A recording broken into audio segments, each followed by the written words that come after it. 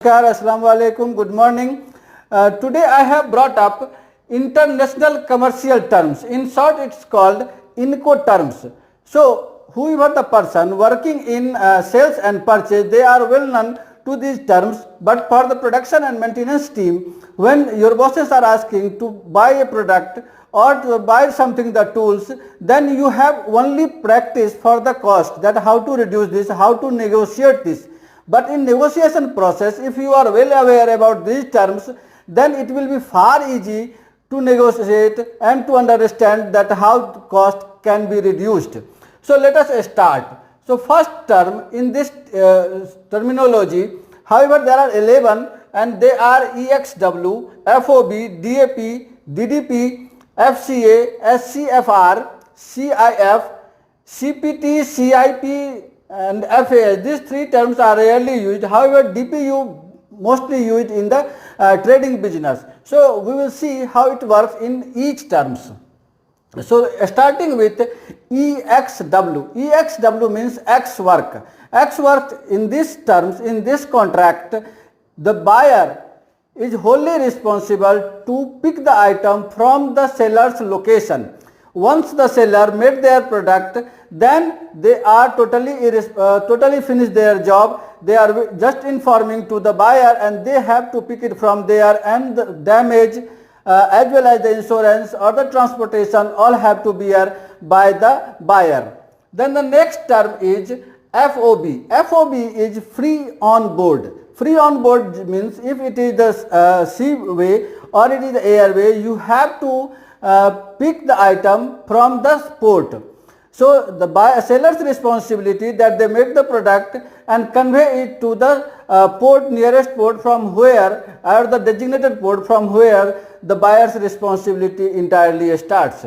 Then the third one is CFR, cost and freight. In the cost and freight on this contract, the buyer have the responsibility after the port, but the cost of the transportation from the seller's port to the buyer port is paid by the sellers.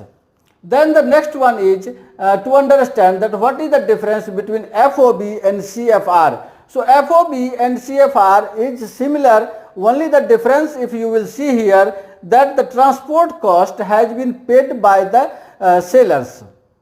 Then the next one is coming CIF, cost, insurance and freight. In this contract, insurance of the goods are also insured by the seller itself. So in these terms you are getting everything with the insurance. So the cost of the transport and the insurance of the goods are insured by the sellers. Then the next term is DAP. In this term, in the DAP, its buyer responsibility starts only when you are receiving the goods at your location. That means everything, making the product, transporting this, all covered by the sellers. However, buyer's responsibility is to pay import duty, taxes and custom clearance, that is on your land. Suppose you are buying from the Australia, the picture is given here like that. So here in Oman, you have to pay import duty, taxes if any liable to that, and the custom clearance. Apart from these expenses, all expense to be borne by the sellers. Then the next one is coming DDP. DDP means delivered duty paid. Here it is clearly mentioned that the duty is also their responsibility. Like the sellers have, whatever you are seeing in the red, that seller's responsibility is to make product and to dispatch it up to the buyer's location, and the duty also being paid by them. So in DDP you have not to pay anything, you will receive your product, receive your responsibility when you receive the product. On the way, in the between, whatever it is, that is all their seller's cost. Then DPU, delivered at place unloaded. Here the main term is unloaded. In this contract, this is seller's responsibility to drop the buyer's location as well as it should be unloaded on their cost.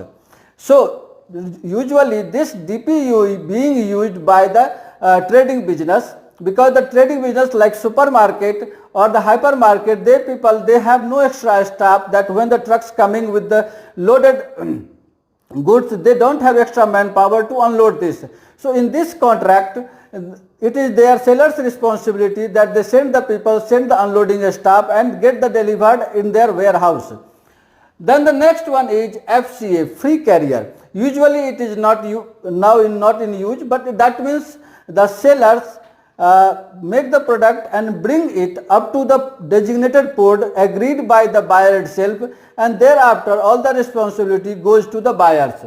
Thereafter CPT, the seller delivers the good to a named place and pays for carriage to that place. Whatever here the important is that they are paying the charges for the transportation, paying the freight for the transportation. Then CIP, carriage and insurance paid to, the similar thing, that they are paying the insurance on the seller's cost as well as the transport. Then FAS, free alongside ship.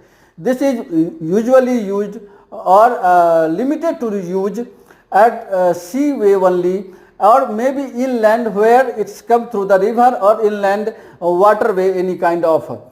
So this rules applies in that there is no responsibility of the seller other than they bring the product up to the port, then their responsibility finished. After that, whatever the cost comes, that is borne by the buyer.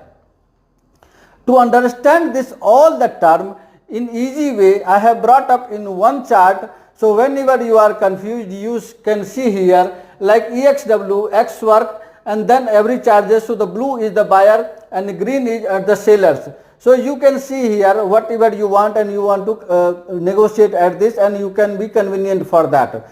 That's all. Thank you very much. I will wait for your views, for your reactions in the comment box. That's all. Bye bye.